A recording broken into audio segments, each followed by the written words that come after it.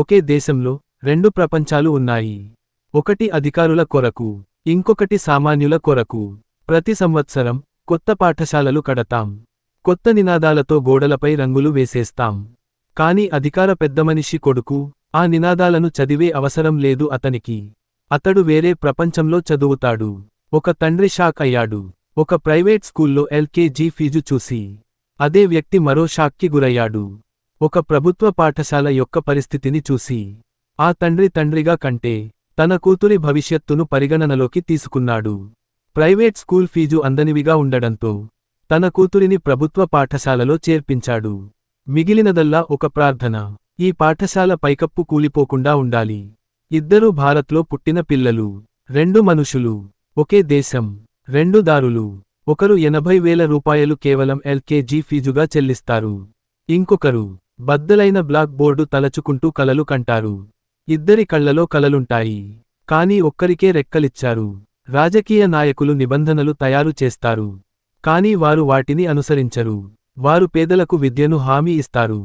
కానీ పెట్టుబడి మాత్రం ధనవంతుల విద్యపై పెడతారు. వారు సృష్టించిన వ్యవస్థను తమ పిల్లలు వాడకపోతే అది ఎప్పుడూ మెరుగవదు. వారి పిల్లలు ఈ పగిలిన బెంచీలపై కూర్చుంటే ఈ పాఠశాలలు ఒక్క రోజులో మారతాయి. అప్పుడు ఒక కోర్టు ఆదేశం వచ్చింది. ఆదేశంతో ప్రభుత్వ పాఠశాలలు మారడం మొదలయ్యింది. మరుగుదొడ్లు శుభ్రపరచబడ్డాయి. లైబ్రరీలు పుస్తకాలతో నిండిపోయాయి. డిజిటల్ బోర్డులు అమర్చబడ్డాయి. పోషకాహారం అందించబడింది. ఇక ఎల్కేజీకి 80,000 రూపాయలు అవసరం లేదు. చదువు కూడా బాగుంది. ఒకప్పుడు ఆనందం లేని చిన్నారి ఇప్పుడు నవ్వుతూ స్మార్ట్ బోర్డుపై గణితం లెక్కించుకుంటుంది. వాస్తవికమైన మార్పు కార్యాలయాల్లో కాదు, క్లాసురూంలో మొదలవుతుంది. ఇంటిలో తీసుకున్న నిర్ణయంలో ప్రారంభమవుతుంది. వ్యవస్థను నిజంగా మారుస్తామంటే వారి పిల్లలు కూడా అదే దారిలో నడవాలి. వారు తయారు చేసిన విధానాల్లో వారు జీవించాల్సిన అవసరం ఉంది. అప్పుడు మాత్రమే వాస్తవ అభివృద్ధి జరుగుతుంది.